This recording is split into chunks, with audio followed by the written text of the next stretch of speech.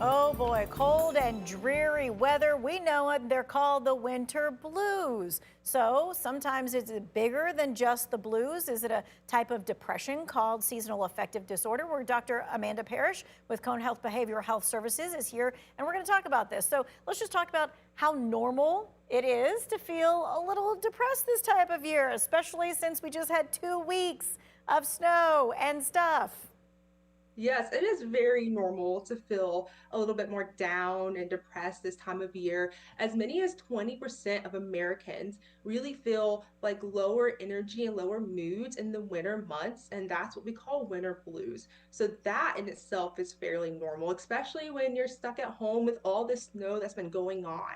However, the key difference, if you're feeling something more than that, is the duration and the impact. If you're just feeling like a lower mood, and that goes away after a few days, that's just what we call winter blues. However, if you keep finding yourself feeling those persistent low moods for most days, and it's affecting your daily life, then that's something more that we really need to look into. And that's something that could be called seasonal affective disorder.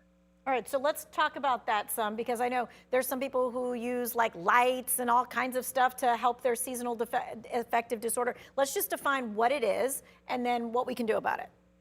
Yeah. So seasonal affective disorder, what it is when you're having symptoms that we see in depression. However, they happen consistently in the winter months. And then you feel yourself when spring and summer come on, feeling that relief from the symptoms. So the symptoms that you would be seeing, usually consistency in the winter months, would be like persistent low mood, loss of interest in the things that used to bring you joy, difficulty getting out of bed, low energy, fatigue, sleeping more than usual, changes in your appetite that can affect your weight, trouble concentrating. If you're having a few of these symptoms and they're lasting longer than 2 weeks, in the winter months or in the fall, when our days get shorter, there's less light, that is what we call seasonal affective disorder, especially if it's affecting your daily life. Like you're finding it affecting your work, finding it affecting how you're interacting with loved ones. That is when we call it seasonal affective disorder.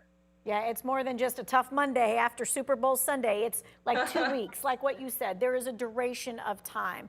And Yeah. how common is it? Yeah, no, it's fairly common. Up to 10 to 20% of Americans can really be affected by this.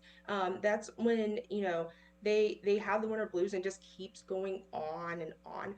And I think like up to 1 in 5 Americans have some type of mental illness. So it's fairly more common than a lot of the general population thinks. Okay, so I think it helps people to know that it's common, right? They're not the only ones feeling it.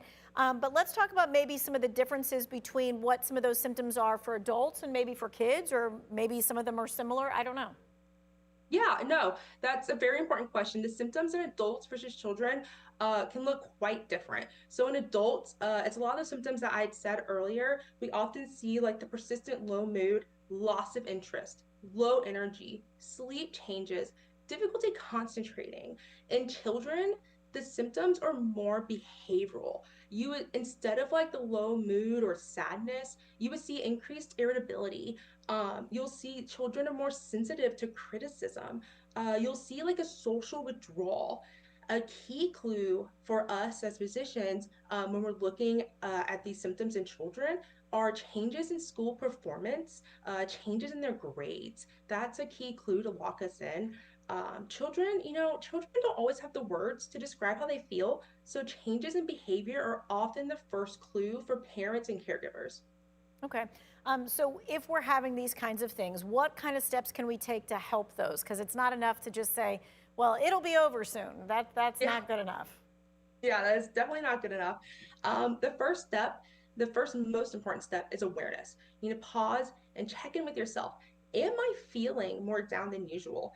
Is my energy low? Have I lost interest in those things that I normally enjoy, especially in the fall and winter are consistently harder? And then you find that the spring and summer bring relief. That pattern matters. So there are things that you can do. There are several like evidence-based steps that people can take to get better.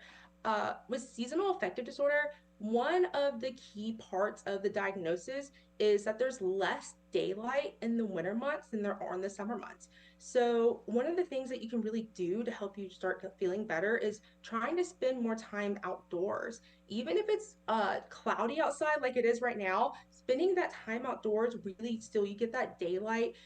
It helps with the daylight helps with the neurotransmitters that we think really affects this disorder. You get more vitamin D. Also, if you can't really get outside in the winter months, something that a lot of my colleagues love to do, we have this light box in our office.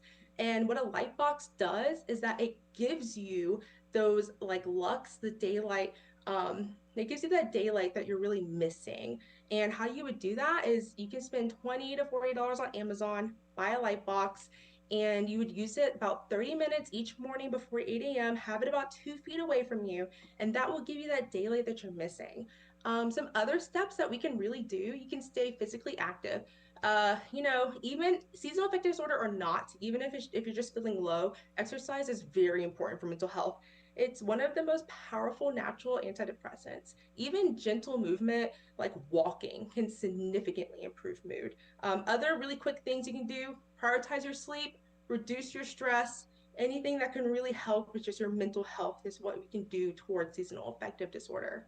All right, we're going to continue talking about this because this is a big topic. What about if one of you or your family members or somebody needs to talk with someone? We're going to talk about what kind of steps you need to take to get that going. We'll be back in just a few minutes.